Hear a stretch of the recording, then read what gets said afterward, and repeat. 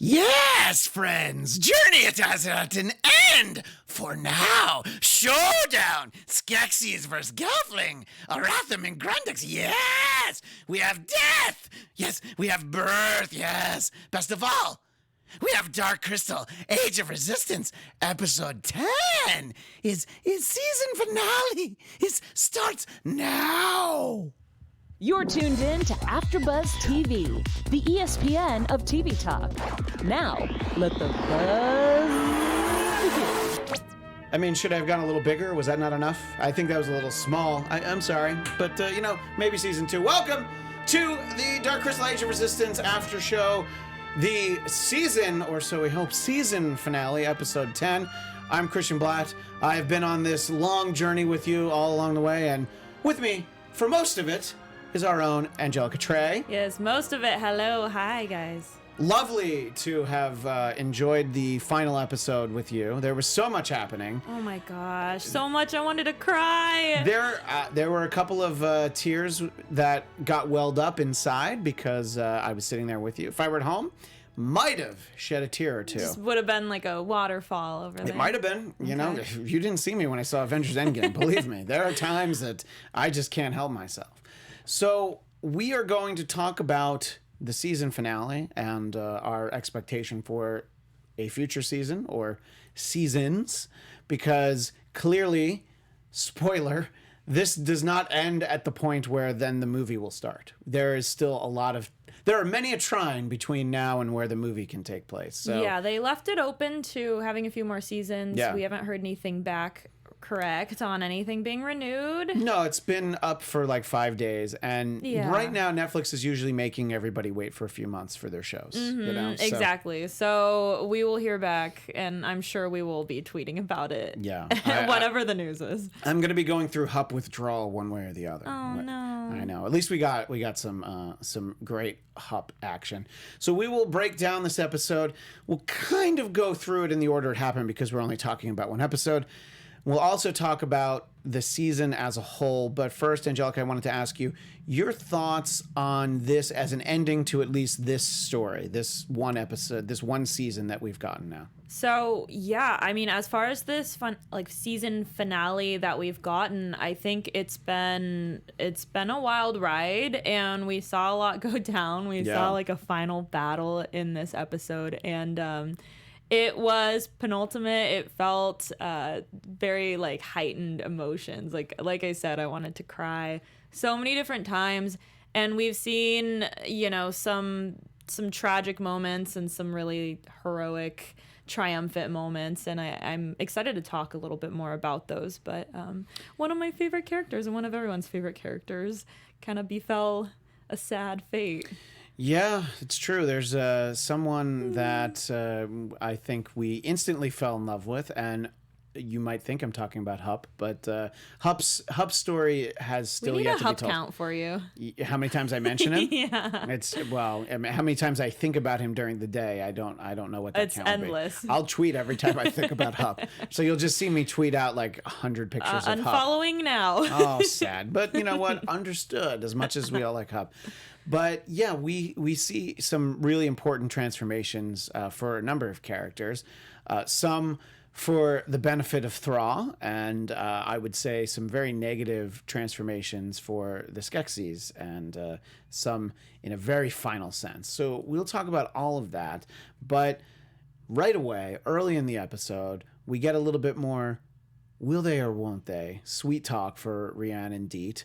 And Deet's kind of like, all right, slow your roll, buddy, because now she knows that she's not quite right. She's got the darkening coursing through her, even at that point in the episode. A process that I'm calling the deetening, because she is darkening and her name is Deet. I don't like that. You don't like that at all? No, it doesn't You don't like ring. it? But it's what's happening. Okay. Yes, but the terminology here. Is she is it the dark deetening? Dark deetening. The deet narkening? No, that's not even real words. You're just making stuff up. I am, because I just want to talk about what happens. So it's so sad. So even at this point in the episode, and she's only had the Century Tree's abilities for a short amount of time, but when we were watching it, you pointed out something that the Century Tree gave her those abilities because the Century Tree was getting caught up in the darkening. So your observation as we were watching it was... which one exactly? The darkening. The darkening is now a part of her? Yeah, the darkening also came along with the tree of she's been the Century corrupted. Tree's abilities. Yeah. Yeah. So you get all these great powers, but with great power comes great darkening. Nice. You'd think we planned that. We didn't. We didn't. So yeah, and she just knows that like this is for the best, but we've seen those flash forwards of what could befall Deet, and just because it didn't happen in this episode doesn't mean that it couldn't still happen. So as we go through this episode, we see Deet. She's able to kind of go back and forth. Like when she sees Brea, she's our usual Deet. Like, oh my God, my best friend, I missed you.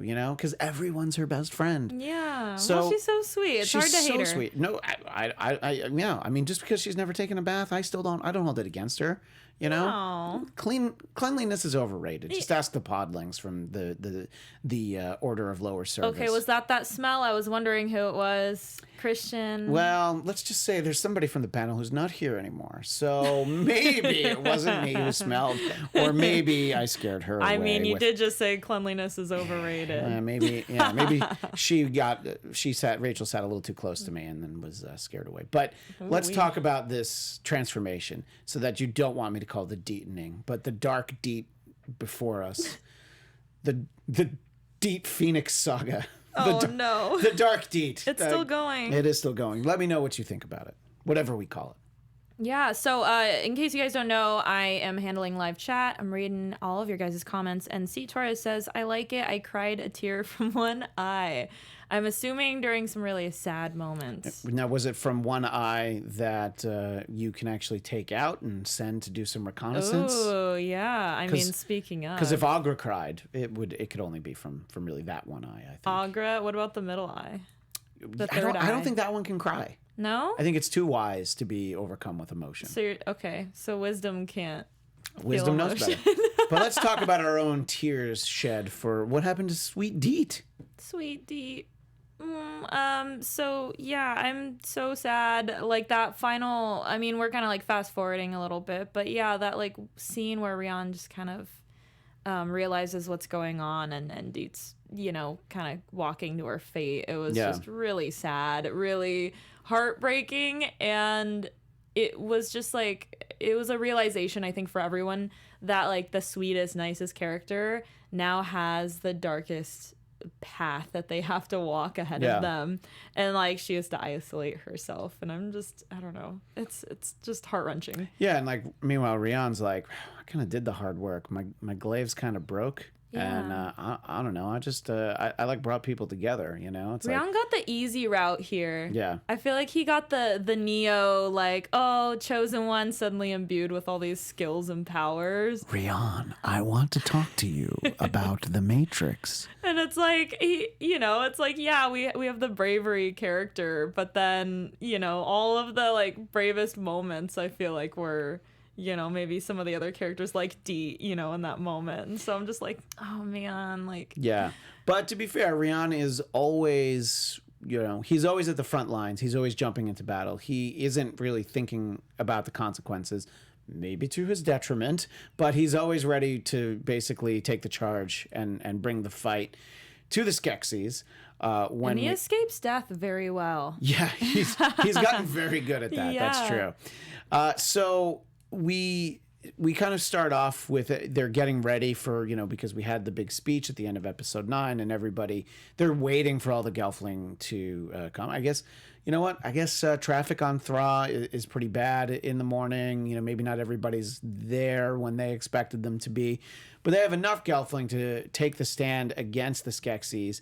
And I know you were going to talk about a Hup count. He's about to come up again because when Brea shows up, she says, thanks for my journal. Hey, where's Hup? Like, he's important to her because he should be important to all of you and all of us. So I thought that it was sort of a nice touch, because, I think that she's always been, Tavra might have been the fun princess, but I think Brea's always been the sweet one. And it just sort of reminds you that she's like, yeah, I mean, Hup's a podling, but he's kind of part of our gang. Where is he? And Celadon is the...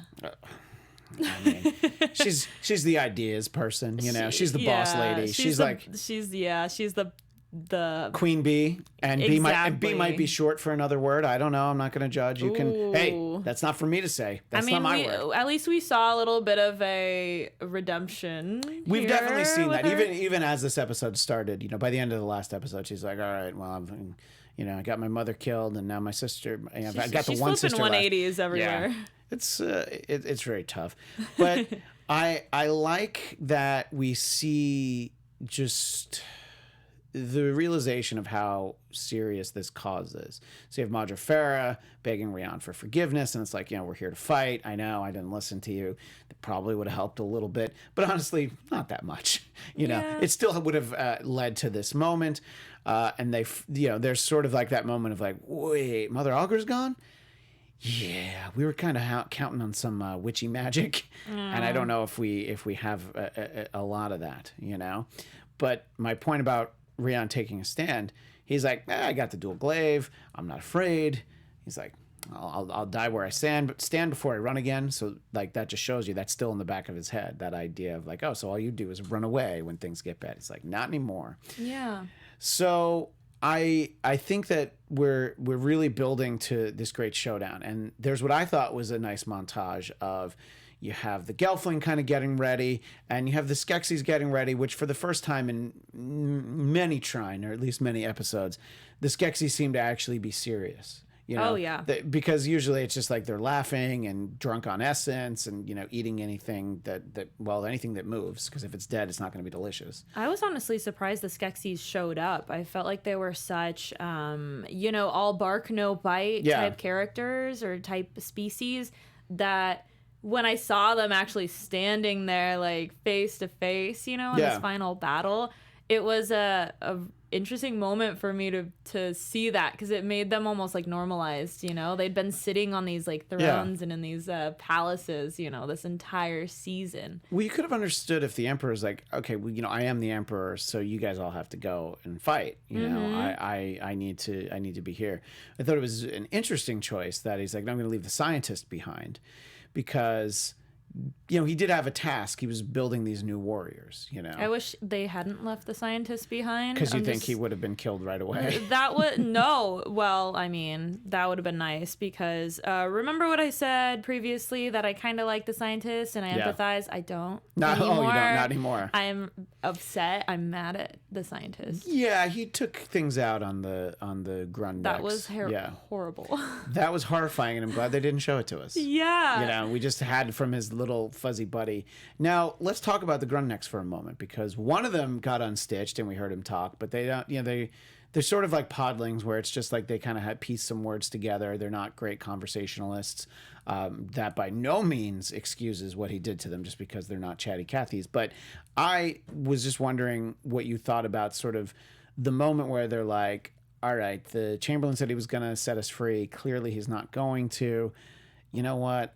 The scientist is a little bit of a pushover, and they just decide to take a stand against him, right? Yeah, I think that it was a moment for them where they realized we're not ever going to be free of, these people. And so we're going to have to create our own freedom.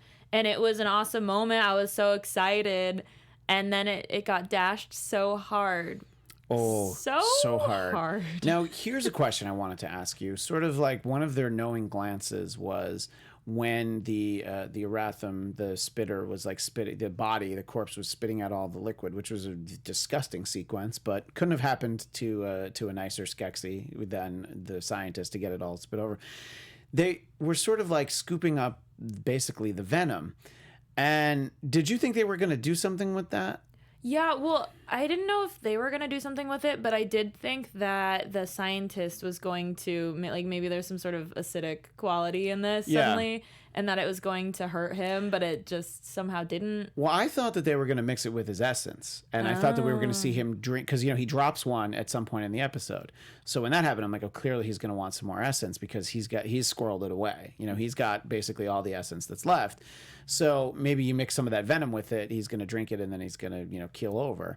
So that's what I thought was going to happen. And maybe looking way down the road, perhaps they did do that to some of the essence, and maybe he still has a secret stash, you know? Maybe. maybe. But that's pretty far down the road. That's pretty like a pretty minute throwback if they do put that in the future. Well, it would be one of those ones where they would kind of flash back and remind you, like, you don't remember this, but here's what happened. Remember that one moment where they were scooping up venom? But sometimes, like, when you watch, a show that's not on Netflix and they do, like, previously on, and then you see, like, this one thing, you're like, well, why is that in there? I don't even remember that character. And then you're like, oh, okay, because something important happened. But in any case, so what do you think about just the scientist? He gets left behind.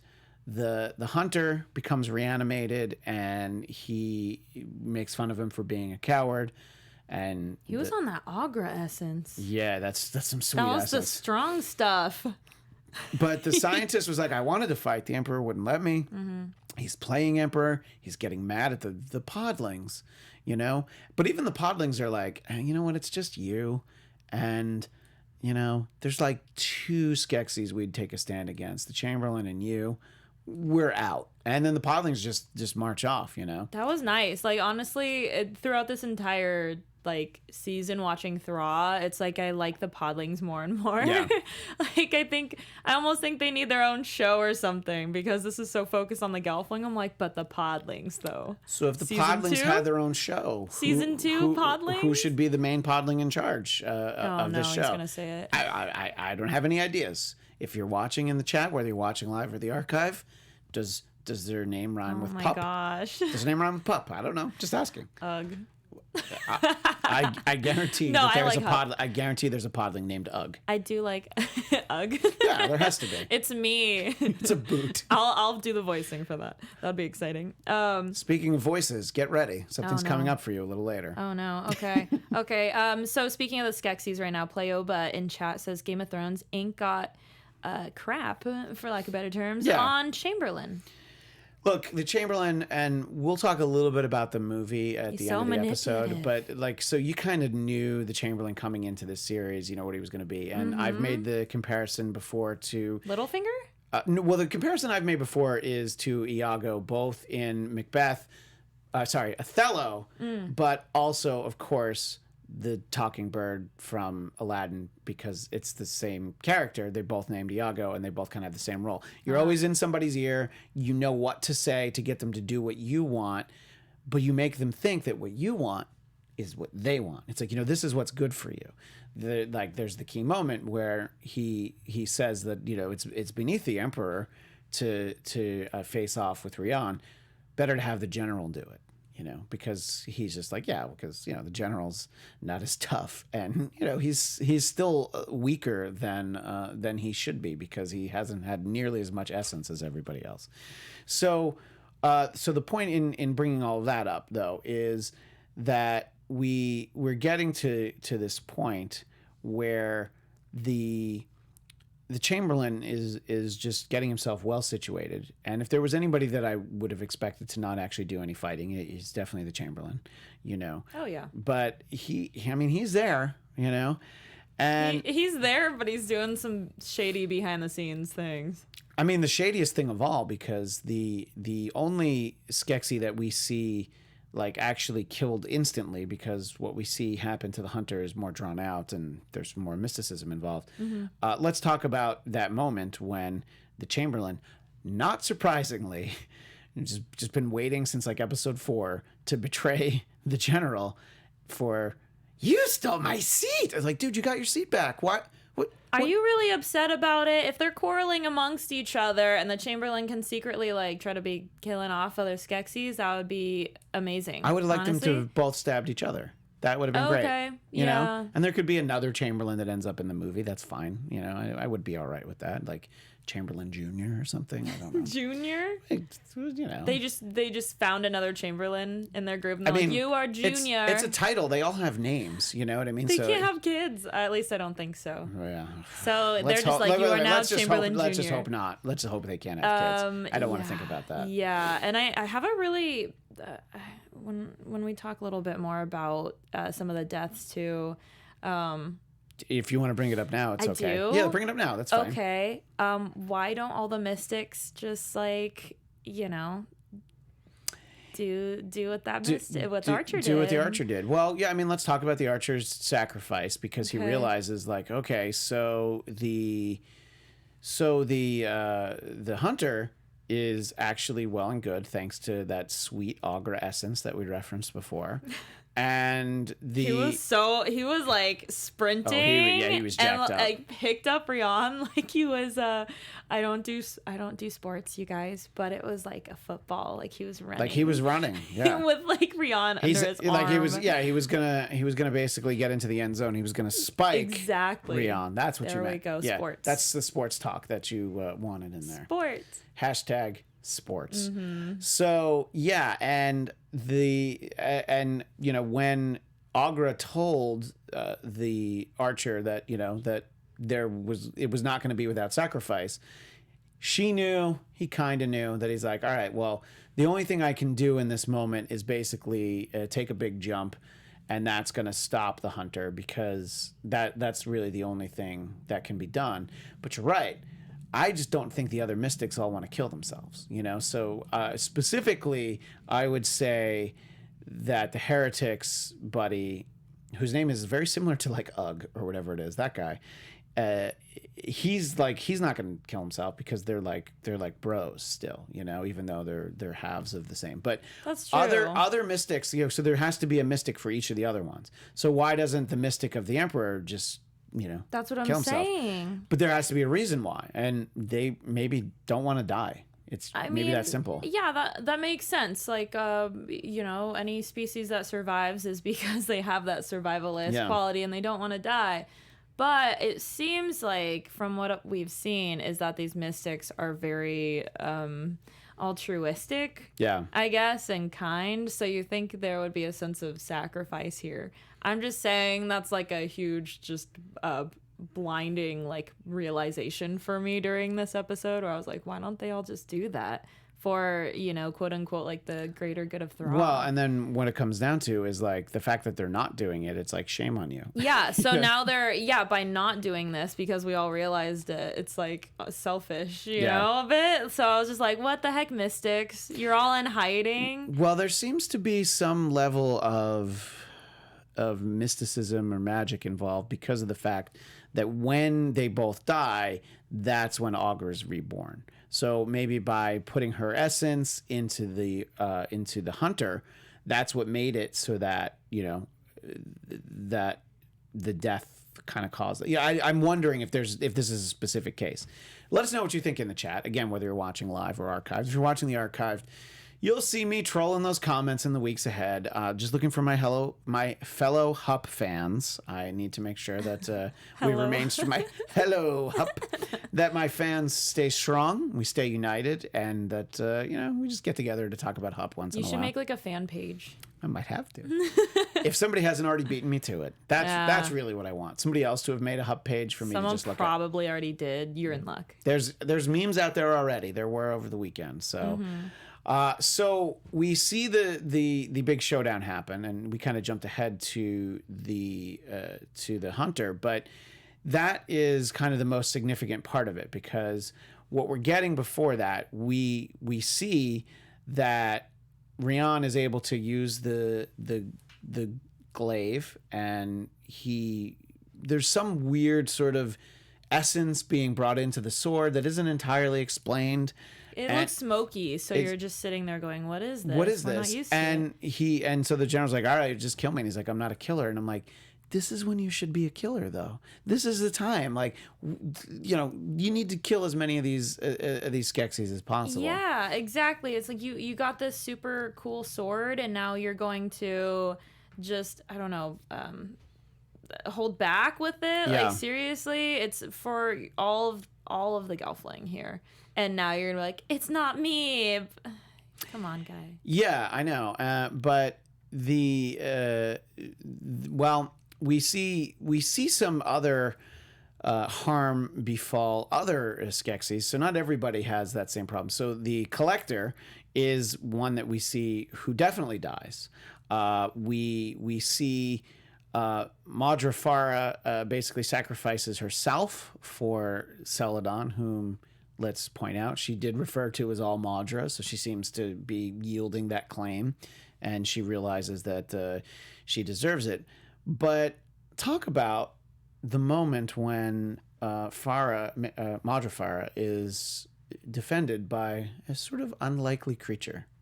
Oh my gosh, the fizz gig. That was such a cute moment. Just biting on the beak. Our eye patch fizz gig. Yeah. That's how we knew it was hers. Exactly. It's like, that's why he has an eye patch, because we were going to need to recognize him exactly. later. And I remember like thinking about that when Rian first went and the fizz gig got the eye patch, right? So I was there and I was like, is this an evil fizz gig now because it has an eye patch? No, it's a beautiful, loyal, wonderful fizz gig.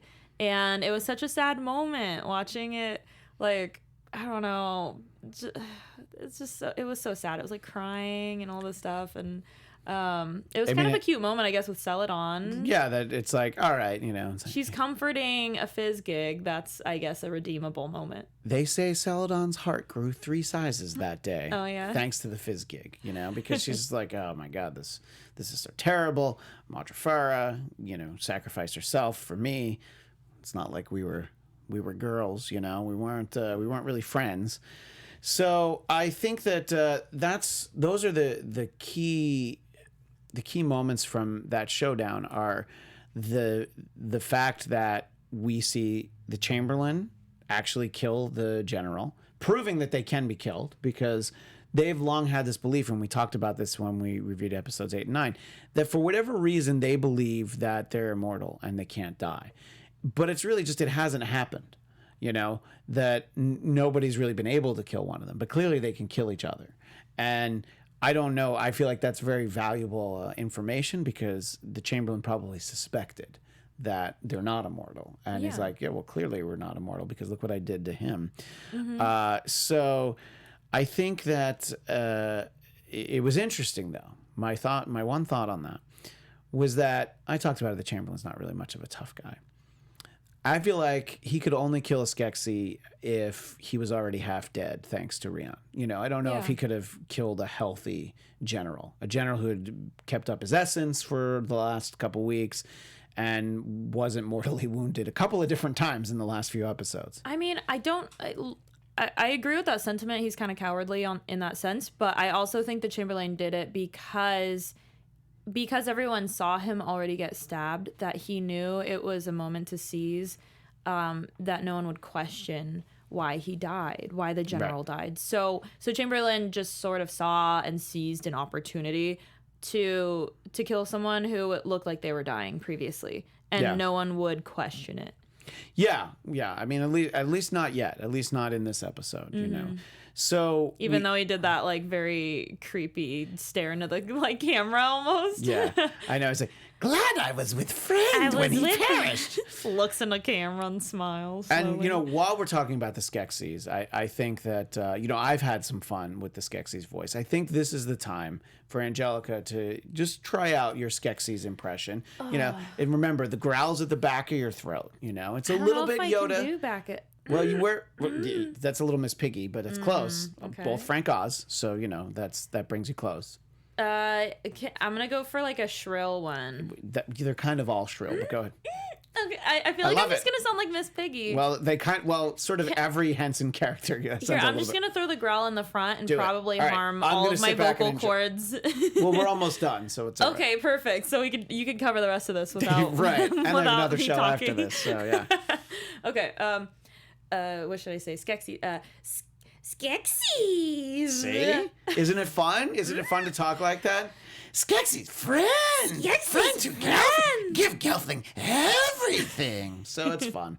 And I would tell everybody to leave their Skeksis impression in the chat, but I guess you can't really do that. But you can tweet them at us. You can definitely tweet them at us. And I know we're supposed to give our social media at the end, but since we're talking about it, you can tweet me at ChristianDMZ. Give me your Skeksis impression, and also make sure you copy Angelica. And I know it's Trae, but there's like a lot of Y's, so just say what it is. Trae. There's 2 Y's. It's only 2? Aytrae. Yeah. I really thought there were like 4. Because if you just do 1 Y, it looks like aye, Captain. So I did 2. Aye, Captain. It was planned, Picard? I swear. My captain. Your captain. Speaking of Star Trek, I just wanted to point out to you that I don't know if you've already done this, but doesn't the Aratham remind you of something?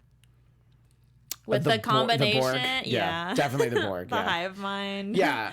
No, the Borg with like friendly Borg. their assimilation, which let's be honest, the Borg kind of take a page from the Cybermen and Doctor Who. And the Borg has it's like a face. That eye. Yeah, right, exactly. It's so similar. No, we haven't talked about that. I think I wanted to wait to talk about that with you. Well, perfect. But Rachel also likes Star Trek too. So, and by that I mean Star Trek as well. I think we all like Star Trek too, the Wrath of Khan. We all love Star Trek because it's so lovable. Right. And keep an eye out for the AfterBuzz after show on Picard in 2020.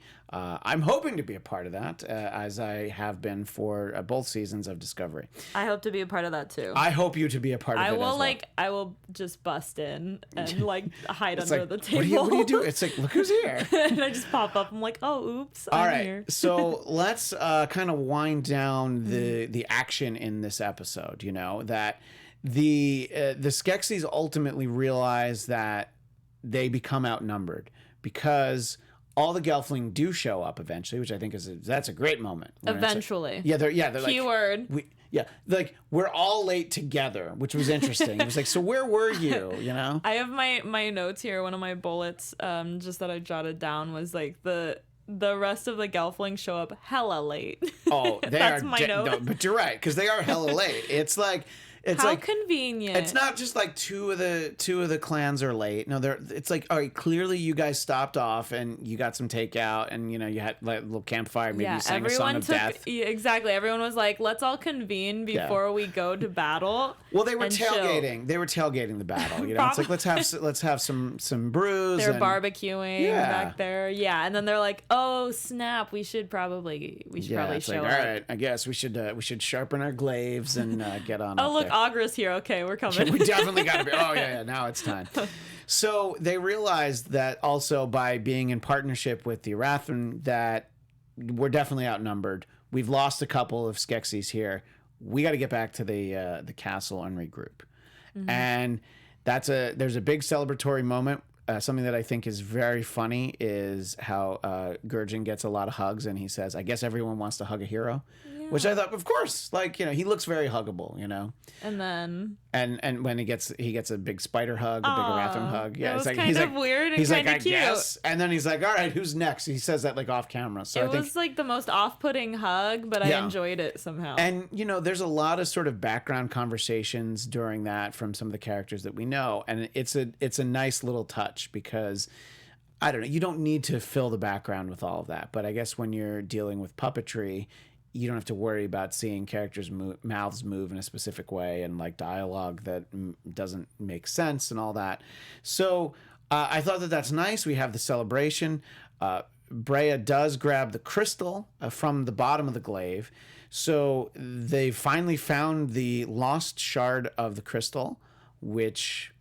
if you've seen the movie, that shard is something that continues to be very important for many trying to come. Mm-hmm. So it's good I'm glad that Brea has it, at least for now. Of course she has it too, because she's, throughout this entire season, she's constantly said truth, truth, truth. I demand the truth, things like that. Yeah. And then, coincidentally, she finds I think it's the crystal of truth or the shard of truth is what Agra calls it. Yes. So they have that, and Agra references that the shard is the key to ending the Skeksis' power and uniting the Gelfling. And the three sons are going to rise in a new world. There's a nice reference that the fallen are not truly gone. So I'm just wondering that, any of the Gelfling who have died in the course of this season, who went back to Thra, are they possibly characters that we could see again in future seasons because there's somehow one with Thra, which is part of the crystal, and Mother Agra. Basically, everybody except for Celadon, Brea, and Tavra's mother because they burned her. Mm-hmm. So she's the only one who didn't go back to Thra. Do you think that we can see these characters again, assuming there's future seasons? So, I mean, I know Agra is a bit of a special case here. Sure. But perhaps if the Skeksis that ingested the essence, will the Gelfling's essence then create that like phoenix effect that Agra had, and it will sort of bring them back? Well, it'll be interesting to see, and I don't know. Again, we know from the movie that there are some Skeksis that survive into the future. So yeah. So it's always hard, and I don't feel like that's a huge spoiler if you haven't watched the movie yet. In the first minute, they're Skeksis. So yeah, there's a reason they're in this whole prequel. Yeah, there's a reason that we have them. It's not some other villain that you're like, well, they clearly beat all of them. Mm-hmm. So in any case. And I have to mention Hup because he's separated from his friends, and he's like, he finds that little device where he can basically hop a ride on Lore, because like a podling walking all the way back, it would take him many a trying to make that journey. So I think that if he's got Lore, he's on his way back. And I don't know if Lore is particularly fast though. Yeah, but it's basically Hup can put his feet up and just I mean, the adventures of Hup and Lore. He can sing into his spoon, his little podling songs. I dig it, but it might be a slow journey. Just putting that out there. Yeah, so that you don't want that standalone series, the adventures of Hup and Lore. I don't want to see the travel bits, but I would be happy to see maybe like Hup's adventures and then Lore just kind of being like, ooh. See, I knew you were Team Hup. Don't. Well, okay, but I'm just saying, Lore does not look like he's gonna break into like sprint. No, that's true. Yeah. So it seems like this is a great moment for all the Gelfling, except as we referenced, Deet, who is just filled with darkening, and talk about that last scene of Deet.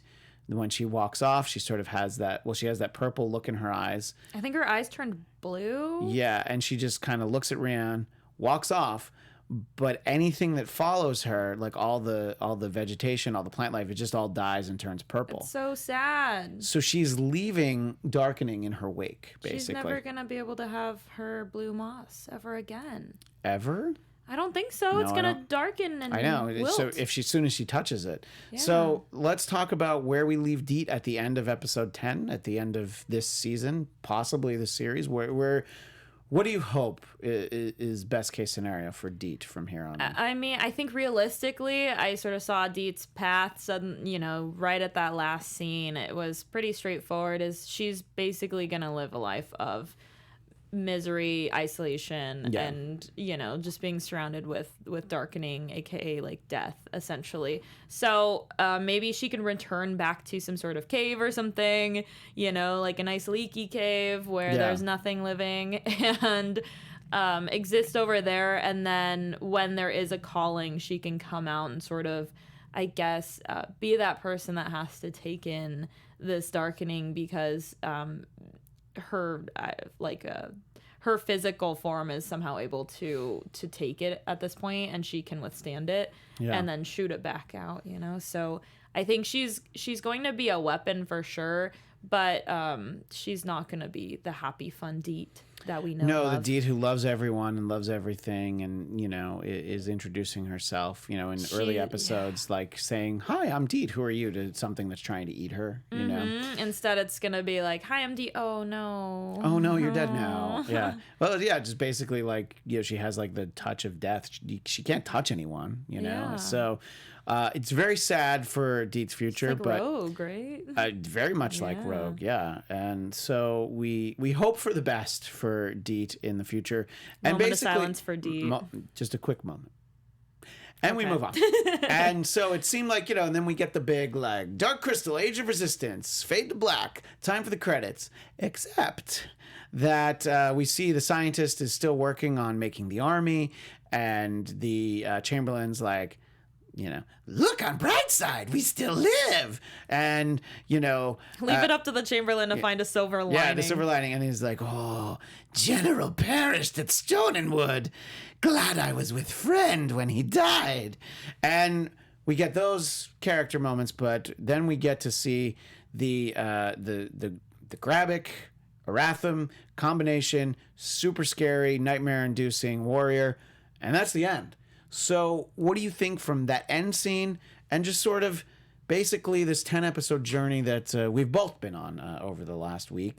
What are your thoughts on the way it ends, setting up clearly season 2? I mean, the creature is kind of setting it up for, future stuff, like from what we've scene, if you have watched the original movie, it does kind of hint towards things there. So it's sort of setting that playing field, and we're watching it all unfold. I think it was a very good way of showing that. I didn't particularly love how it was done. That one scene with the scientist just broke my heart. Oh, that was rough. Yeah. Because I remember sitting there thinking, oh, this is, you know what? You could probably show this to kids. And then that happened. I was like, oh, no. Oh, no. This is rated R. Yeah. And I think it set it up. It set it up well. And, you know, I think along with the darkening spreading, we see the show get darker.